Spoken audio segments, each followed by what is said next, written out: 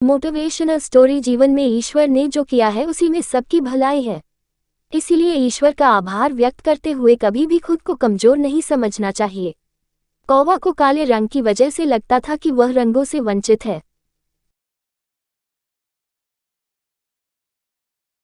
एक दिन कौवा अपनी शक्ल को देखकर सोचने लगा कि पंछियों में सबसे ज्यादा कुरूप मैं ही हूँ। उसे लगा कि न तो आवाज अच्छी है न ही पंख सुंदर हैं। काले रंग के वजह से उसे लगता था कि वह रंगों से भी वंचित है। ये सारी बातें सोचने की वजह से उसके अंदर हीन भावना से ग्रसित होकर दुखी भी रहने लगा।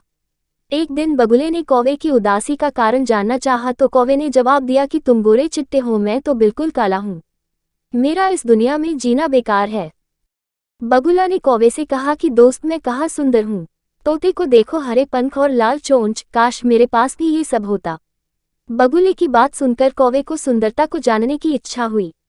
वह तोते के पास पहुंचकर बोला कि तुम इतने सुंदर हो, खुश तो तुम बहुत होते होगे। जवाब में तोते ने कहा कि मैं खुश तो था, लेकिन मोर को देखकर दुखी हो गया क्योंकि वह मुझसे ज्यादा सुंदर होता है। मोर की खुशी जानने के लिए कौवा उसे जंगल में खोजने लगा, परंतु उसे एक भी मोर नहीं दिखाई दिया। जंगल वालों से पूछने के बाद पता चला कि मोर को चिड़ियाघर वाले उठाकर ले गए हैं। कौवा मोर की तलाश में चिड़ियाघर पहुंच गया। वहां पर उसने मोर से उसकी सुंदरता पर चर्चा करनी चाहिए, लेकिन मोर उल्टा रोने लगा। उसने कौवे से कहा कि ईश्वर का धन्यवाद करो जो तुम सुंदर नहीं हो, वरना पिंजरे में होते। कहानी की शिक्षा। कौवे को अपनी गलती का एहसास हुआ। उसे समझ आया कि ईश्वर की बनाई चीजों पर सवाल नहीं करना चाहिए। इस लेख में निहित किसी भी जानकारी, सामग्री, गणना की सटीकता या विश्वसनीयता की गारंटी नहीं है।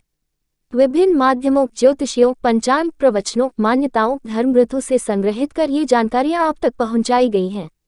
हमारा उद्देश्य महज सूचना पहुंचाना है।